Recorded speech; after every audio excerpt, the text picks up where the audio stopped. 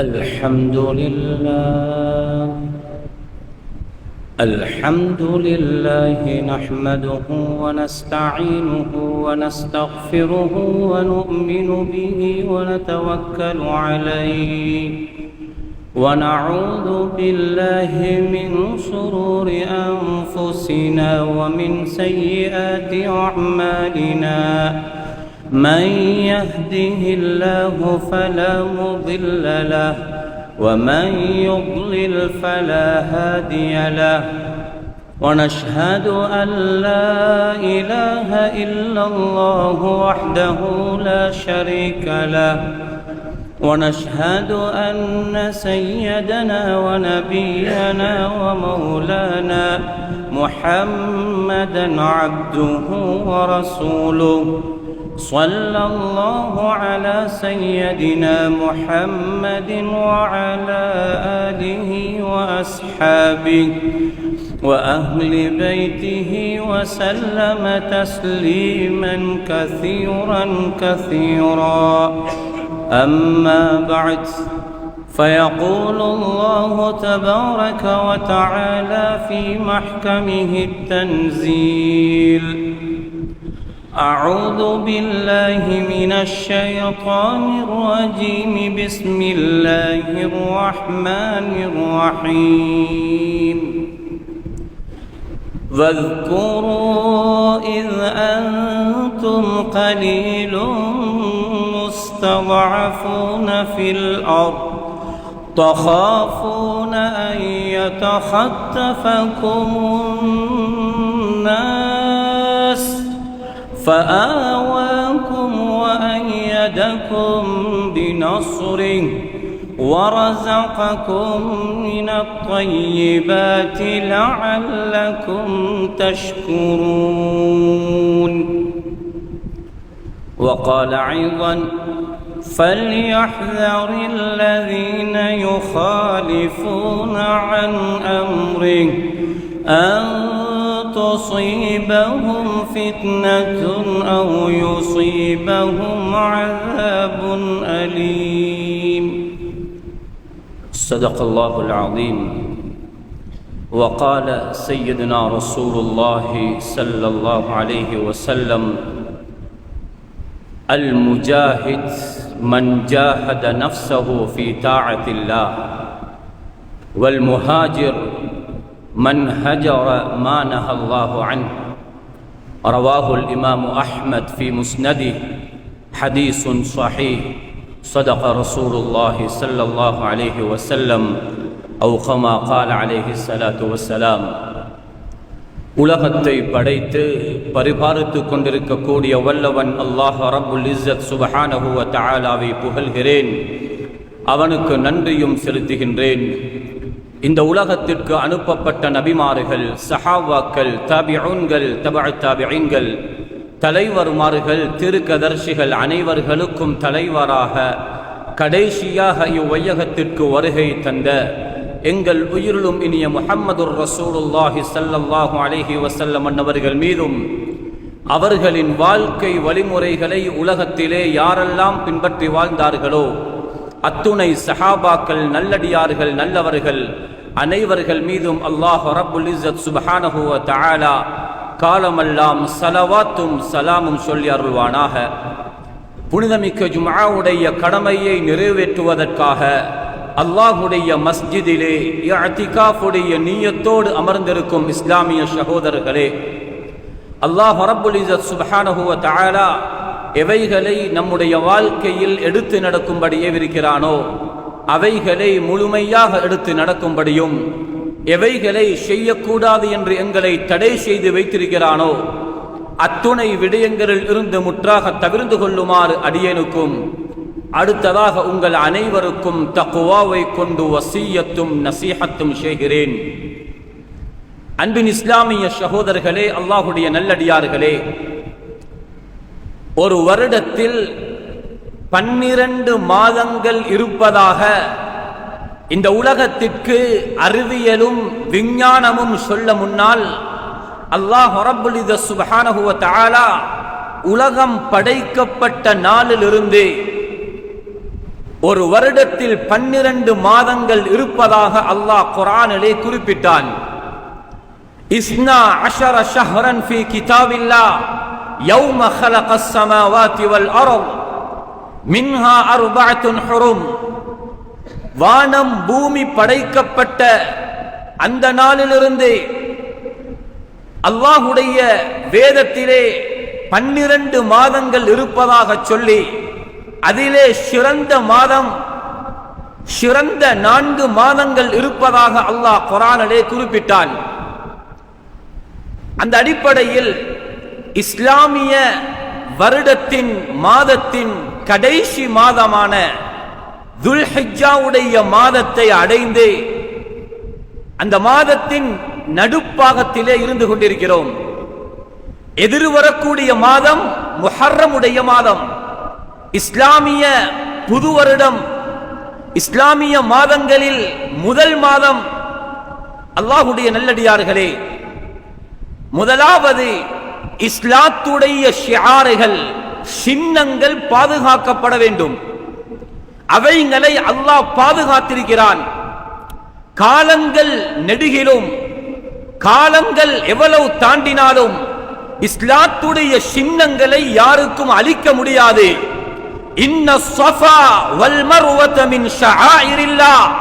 Safa Marwa என்ற 2 கட்டையான ஹரத்துடைய எல்லைக்குள் இருக்கும் சுமார் 395 மீட்டர் கொண்ட ஒரு குட்டையான மலை. இந்த மலையிலே ஹாஜிகள் ஓடுவார்கள். குர்ஆன் சொல்லுகிறது, இது அல்லாஹ்வுடைய சின்னங்களில் நின்றும் உள்ளது. இதே போன்று குர்பான் கொடுக்கக்கூடிய அந்த ஒட்டகங்களை பற்றி குர்ஆன் பேசுகிறது. வல் புதுன ஜஅல்நாஹா லகும் மின் ஷஆயிரில்லாஹி லகும் ஃபீஹா கைர். எந்தெந்த ஒட்டகங்கள் குர்பான் கொடுக்கப்படுகிறதோ அவைகள் அல்லாஹ்வுடைய அட்டாட்சிகள், ஷிஆர்கள், இஸ்லாத்துடைய அடையாளங்கள் என்று குர்ஆன் சொல்லிக் கொண்டிருக்கிறது. யார் இஸ்லாத்துடைய சின்னங்களை மதிப்பார்களோ, இஸ்லாத்துடைய அடையாளங்களை யார் மதிப்பார்களோ அது தக்வாவுடைய அடையாளம் என்றும் குர்ஆன் குறிப்பிட்டிருக்கிறது. ذَلِكَ وَمَن يُعَظِّمْ شَعَائِرَ اللَّهِ فَإِنَّهَا مِن تَقْوَى الْقُلُوبِ. யார் இஸ்லாத்துடைய சின்னங்களை, அடையாளங்களை பெரிதுபடுத்தி பேசுவார்களோ அது தக்வாவுடைய வெளிப்பாட்டில் நின்றும் உள்ளது என்று குர்ஆன் சொல்லுகிறது. இஸ்லாத்துடைய நிறைய சின்னங்கள் இருக்கின்றன. அதுல ஒன்றுதான் இஸ்லாத்துடைய அடையாளங்கள். ஒரு மனிதனுடைய, முஸ்லிமுடைய ஆடை, அவன் அணியக்கூடிய தொப்பி, அது இஸ்லாத்துடைய ஒரு சின்னம். இஸ்லாத்துடைய நிகழ்வுகள் அனைத்தும் இஸ்லாமிய சின்னங்கள். இவைகள் பேசப்பட வேண்டும், இவைகள் பாதுகாக்கப்பட வேண்டும். இவைகளுடைய வரலாறுகளை முஸ்லிம்கள் விளங்கி வைத்திருக்க வேண்டும். ஜனவரி, பிப்ரவரி என்றால் எங்களுடைய நாவுக்கு வருவது ஒரு திகதியை முடிவு செய்வதாக இருந்தாலும் ஜனவரி, பிப்ரவரி என்ற அடிப்படையில் தான் நாம் அதனை செய்து கொண்டிருக்கிறோம். இதனை பற்றி இந்த மிம்பர்களில் பேச தகுதியே இல்லை. அவைகள் சில கடவுள்களுடைய பெயர்கள் அங்கே வைக்கப்பட்டிருக்கிறது. அதனைத்தான் நாங்கள் சூரிய மாதங்கள், அது ஆங்கில மாதங்கள் என்று பேசுகிறோம். சந்திர மாதங்கள் என்பது இஸ்லாமிய மாதம். அதுதான் முஹர்ரத்தில் இருந்து ஆரம்பித்து துல்கஅதா, துல்ஹிஜ்ஜாவிலே முடிவடைகிறது. ஆரம்ப கால பழைய மனிதர்கள், அவர்களுக்கு இந்த ஜனவரி, பிப்ரவரி எல்லாம் தெரியாது. அவர்கள் எப்பவும் இது சஃபருடைய மாதம், எத்தனாவது பிறை, கலண்டரில் நாங்கள் திகதியை சொல்வது போன்று அவர்கள் இஸ்லாமிய மாதங்களை சொல்லி பிறையை சொல்லுவார்கள். நாம் எப்பொழுது இந்த பிறையை சொல்லுகிறோம் என்றால் அது ஒரு நோன்பு வர வேண்டும், அல்லது ஹஜ்ஜி வர வேண்டும், அல்லது ஏதாவது ஒரு பெருநாள் எங்களுக்கு ஏற்பட்டால் தான் நாங்கள் அங்கே பிறையை மெய்யப்படுத்துகிறோம். அல்லாஹ்வுடைய நல்லடியார்களே, ஹதரத் ரசூலுல்லாஹி ஸல்லல்லாஹு அலைஹி வஸல்லம் இதற்கு அழகான ஒரு முன்மாதிரியை காட்டினார்கள். ஹிஜ்ரி ஆண்டு என்பது ஒவ்வொரு முஸ்லிம்களும் பாடமிட்டு வைத்திருக்க வேண்டிய ஷர்த்திரம். ஹதரத் உமர் ரலியல்லாஹு அன்ஹு அவர்களுடைய காலத்தில், அவர்கள் ஜனாதிபதியாக இருக்கும் அந்த காலத்தில் தான் ஹிஜ்ரி ஆண்டு முடிவு செய்யப்படுகிறது. அவர்களுக்கு முன்னால் ஹதரத் ரசூலுல்லாஹி ஸல்லல்லாஹு அலைஹி வஸல்லம் அவர்களுடைய காலத்திலேயும் அரபு மாதங்கள் புழக்கத்திலே இருந்தன. முஹர்ரம் என்று பாவித்தார்கள், சஃபர், ரபியுல் அவ்வல் என்றெல்லாம் பாவித்தார்கள். ஆனால் அது ஒழுங்குபடுத்தப்படவில்லை. ஹதரத் உமர் ரலியல்லாஹு அன்ஹு அவர்களுடைய ஆட்சியில் பொழுதுதான் இந்த ஹிஜ்ரி ஆண்டு முடிவு செய்யப்படுகிறது.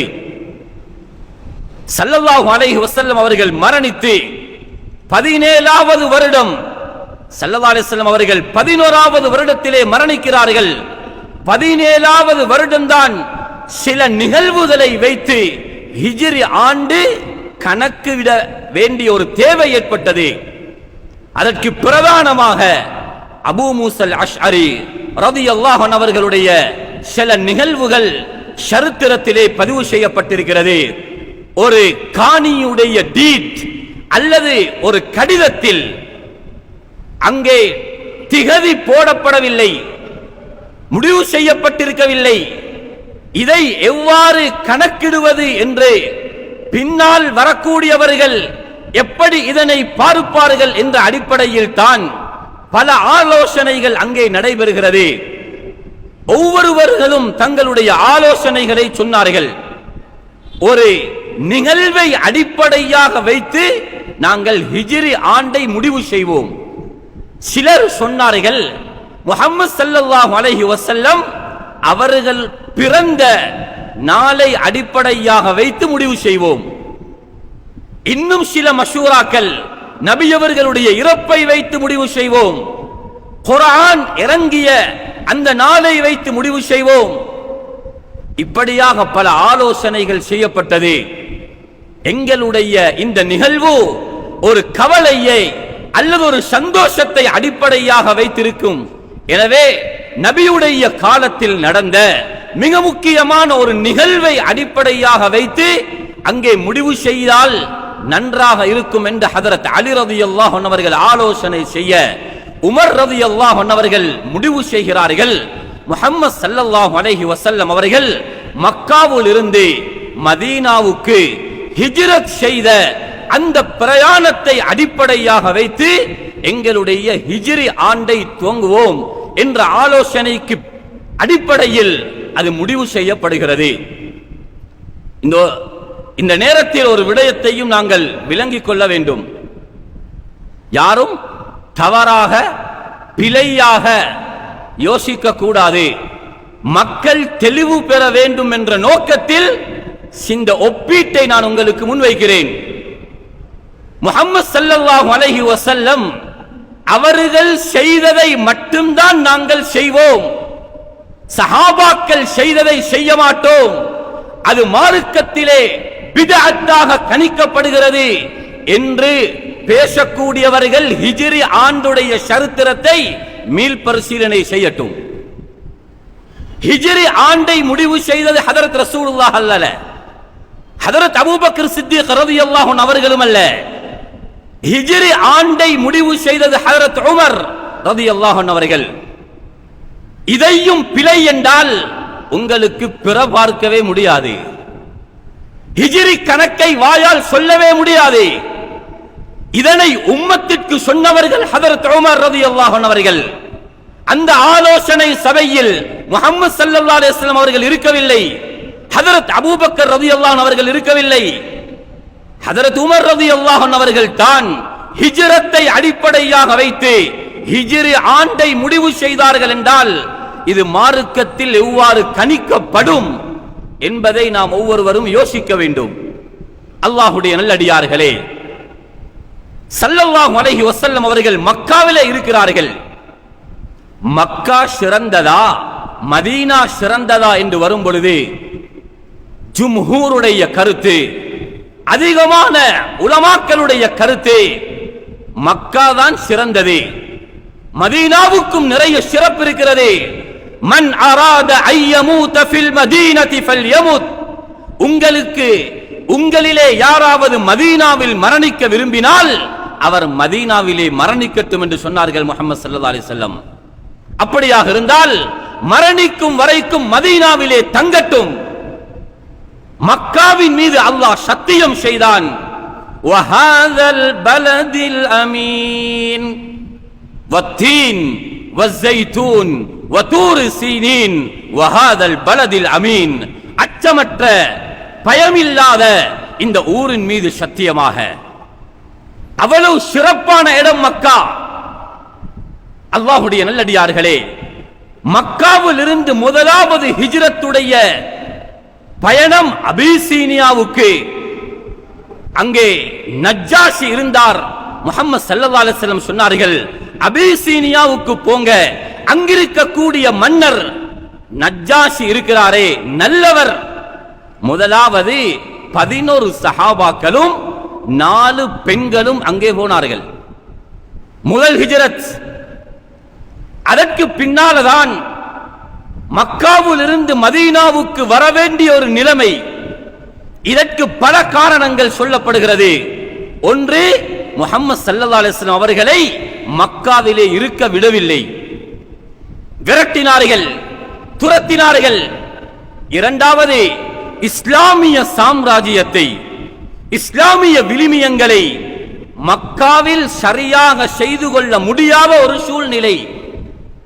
மூன்றாவது, மதீனா வாசிகள் ஆசையோடு நபியுடைய வருகையை பார்த்திருந்தார்கள்.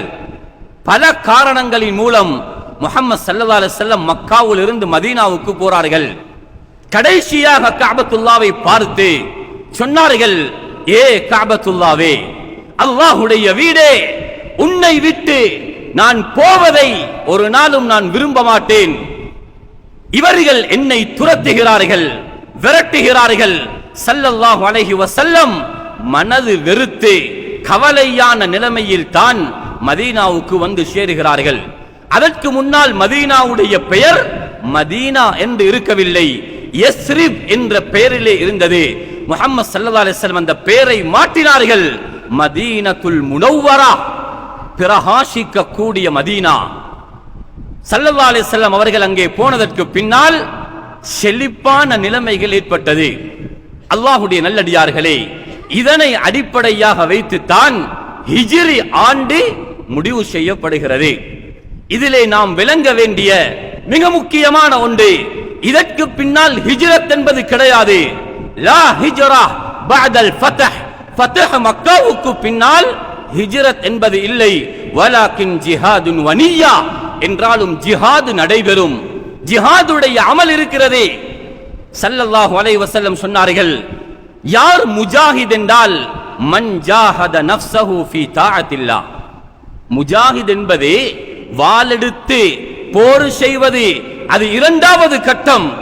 முதலாவது முஜாஹித் என்பது தன்னுடைய நஃப்ஸோடு போரிடுவது. சொன்னார்கள், வல் முஹாஜிர், முஹாஜிர் என்றால் யார்? ஹிஜ்ரத் என்றால் என்ன? மன் ஹஜர மா நஹல்லாஹு அன், அல்லாஹ் தடுத்ததை தடுத்துக் கொள்வது ஹிஜ்ரத். பாவம் செய்யாமல் இருப்பது ஹிஜ்ரத். பாவத்தை வெறுத்து அந்த இடத்தை விட்டு போவது ஹிஜ்ரத். இதுதான் ஆகப்பெரிய ஹிஜ்ரத். அல்லாஹ்வுடைய நல்லடியார்களே, இதற்கு பின்னால் எங்களுடைய எல்லா கடமைகளும் சூரிய கணக்கை வைத்து உள்ள ஆங்கில கலண்டரை எங்களுக்கு பயன்படுத்த முடியாது. அது நடைமுறையில ஜனவரி பிப்ரவரி என்று பழவிட்டோம். ஆனால் ஜகாத் ஒருவர் கொடுக்கிறார் என்றால் ஜனவரியை வைத்து அவருக்கு ஜகாத் கணக்கு பார்க்க முடியாது. சென்ற ஜனவரிக்கு ஒரு ஆள் ஜகாத் கொடுத்திருக்கிறார் என்றா ஒரு வருஷம் பூர்த்தியாக வேண்டும் என்றால் இவர் 2026 ஜனவரிக்கு கணக்கு பார்க்கிறார் என்றால் அது பிழை. இஸ்லாத்துடைய எல்லா காரியங்களும் எங்களுடைய பிறையை அடிப்படையாக வைத்துத்தான் அமைய வேண்டும் என்பது மிக பிரதானமானது. 365 நாட்கள் ஒரு வருடத்திலே இருக்கிறது, எல்லோருக்கும் தெரியும். 2 கலண்டர்களை நாங்கள் பாவிக்கிறோம். ஒரு கலண்டர் ஆங்கில கலண்டர், அது சூரியனை அடிப்படையாக வைத்து முடிவு செய்யப்பட்ட கலண்டர். அதுதான் ஜனவரி பிப்ரவரி. அதனுடைய நாட்கள் 365. இரண்டாவது ஒரு கலண்டர் இருக்கிறது, சந்திர கணக்கை வைத்து கணக்கு பார்க்கக்கூடிய இஸ்லாமிய கலண்டர். அதனுடைய ஒரு வருஷத்துடைய நாட்கள் 354, 11 நாட்கள் குறைவு. குர்ஆன் இதனை வித்தியாசப்படுத்துகிறது. ஒரு ஆளுக்கு 33 வயதுண்டா, சூரிய கணக்கை வைத்து ஜனவரி பிப்ரவரியை வைத்து ஒரு ஆளுக்கு 33 வயதுண்டால் அரபு கணக்குப்படி அவருக்கு 34. ஒரு 33க்கு ஒரு வருடம் கூடுகிறது. 100 வருடம் உள்ளவருக்கு வயது 103 ஆகிறது. 2 கணக்கும் வித்தியாசம். மூன்றாவது ஒன்று இருக்கிறது, ஹவுல். அரபியில சனா என்பார்கள். இன்னும் ஒரு வார்த்தை இருக்கிறது, ஆம். சனா என்பது சூரிய கணக்கு, ஆம் என்பது சந்திர கணக்கு. இன்னும் ஒரு வார்த்தை வருடத்திற்கு பாவிக்கப்படும், ஹவுல். அல்லாஹ் குர்ஆன்ல குழந்தைகளுக்கு தாய்மார்கள் 2 வருடங்கள் பால் ஊட்டுவார்கள் என்று சொல்லுகிறார். இப்ப எப்படி கணக்கு பார்க்கிற 2 வருஷத்தை? ஜனவரி பிப்ரவரியுடைய 2 வருஷம் அல்ல, சந்திர கணக்கான அரபு கணக்குடைய 2 வருஷமும் அல்ல. அல்லாஹ் குர்ஆன்ல சொல்றான், வல்வாலிதாத்து யுர்லிஅன அவுலாதஹுன்ன ஹவுலைனி காமிலைன். தாய்மார்கள் தங்களுடைய குழந்தைகளுக்கு 2 வருடங்கள், ஒரு ஹவுல், 2 ஹவுல்கள் பால் ஊட்டுவார்கள் என்றால் ஒரு ஹவுல் 10 மாதம். ஒரு ஹவுல் என்பது 10 மாதம். 2 ஹவுல் என்றால் அங்க 21 மாதம். குர்ஆன் மூன்றாவது அந்த கணக்கை சொல்லியிருக்கிறது. 4வது ஒரு வருடத்திற்கு பாவிக்கக்கூடிய வார்த்தை ஹிஜ்ஜ். மூசா அலைஹிஸ்ஸலாத்துடைய சம்பவத்தில் அவருக்கு 8 வருடங்கள் ஆடு மேய்க்கும்படி சொல்லப்பட்டது. சமானிய ஹிஜ்ஜ், 8 வருடம். அந்த ஹிஜ்ஜ் என்பது ஒரு ஹஜ்ஜியில் இருந்து அடுத்த ஹஜ்ஜிக்கு. சனா, ஆம், ஹவுல், ஹிஜ்ஜ் என்ற 4 வார்த்தை குர்ஆனிலே பாவிக்கப்பட்டிருக்கிறது. 4 வருடத்துடைய கணக்கும் வித்தியாசம். எனவே இஸ்லாமிய கணக்கை அடிப்படையாக வைத்துத்தான் எங்களுடைய எல்லா காரியங்களையும் நாங்கள் செய்து கொள்ள வேண்டும். ஹிஜ்ரத்துடைய பிரயாணம் என்பது ஒரு நீண்ட சரித்திரம். அது ஒரு ஹுத்பாவிலே சொல்லி முடிக்க முடியாத அளவுக்கு மிக அற்புதங்கள் நிறைந்த, நபிக்கு அல்லாஹ் கொடுத்த மிகப்பெரிய பாதுகாப்பு. அந்த சௌர்ல, அந்த குகையில நடைபெற்ற சரித்திரங்கள், மதீனாவுக்கு போய் சேரும் வரைக்கும் முஹம்மது ஸல்லல்லாஹு அலைஹி வஸல்லம் அவர்களை அல்லாஹ் பாதுகாத்த முறைகள் எல்லாம் மிக தெளிவாக ஹதீஸிலே சொல்லப்பட்டிருக்கிறது. அல்லாஹ்வுடைய நல்லடியார்களே, எனவே ஹஜ்ஜாஜிகள் ஹஜ்ஜிலிருந்து வரக்கூடிய காட்சிகள் இந்த மாதத்திற்கு பேரு வைத்த முறையிலே சொல்லுவார்களாம். ஹாஜிகள் ஹஜ் செய்துவிட்டு ஊருக்கு திரும்புகிறார்கள். அவர்கள் அடுத்த மாதத்தை முஹர்ரம், சங்கையான மாதமாக அவர்கள் கணிக்க வேண்டும் என்பதனால் முஹர்ரம் என்ற பெயர் அந்த புது வருடத்திற்கு வைக்கப்பட்டிருக்கிறது. எனவே எதிர்வரக்கூடிய அரபு கணக்குப்படி எங்களுடைய மாதம்தான் அந்த முஹர்ரமுடைய 1வது மாதம். மக்காவுடைய காலத்தில் 3 கஷ்டங்கள் இருந்தன. அல்லாஹ் ரப்பல் இஸ்ஸத் சுப்ஹானஹு வ தஆலா மதீனாவில் முஹம்மது ஸல்லல்லாஹு அலைஹி வஸல்லம் அவர்களுக்கு அந்த 3ஐயும் லேசாக்கினான். மக்காவில சிறுபான்மை, பயம், ஹலாலான ரிஸ்க் கிடைக்குமா என்ற பயம். அல்லாஹ் குர்ஆன்ல மதீனாவுடைய களத்தை சொல்றான்.